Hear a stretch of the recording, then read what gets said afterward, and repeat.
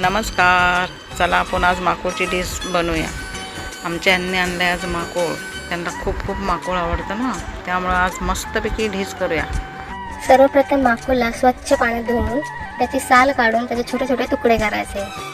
एका पातेल्यात तेल गरम करून त्यात तेजपत्ता, कढीपत्ता, बारीक कापलेला कांदा, ठेचलेला लसूण व बारीक काप केलेले माकोळचे तुकडे व त्यावर हळद टाकून थोडे परता. झाकण ठेवून एक थोडी वाफ काढा. नंतर त्यात जाडा मीठ टाकून थोडे परतून परत झाकण ठेवावे. ह्या रेसिपीसाठी आपल्याला लागणारे मसाले आहेत: गरम मसाला, लाल तिखट आणि घरी तयार केलेला खडे मसाले. हे सगळे मसाले आपण त्यात टाकणार आहोत. तर त्यानंतर थोडेसे परतून त्यात आपण तयार केलेले वाटण टाकायचे आहे व पुन्हा झाकण ठेवून एक वाफ काढायची आहे.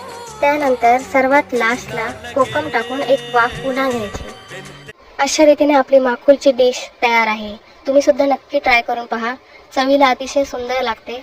भाकरी, चपाती किंवा गरमागरम भातासोबत सर्व करा.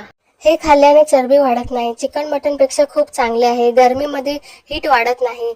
लहानांपासून ते मोठे लोक खाऊ शकता. तर मग माकोळ खिमा नक्की ट्राय करा.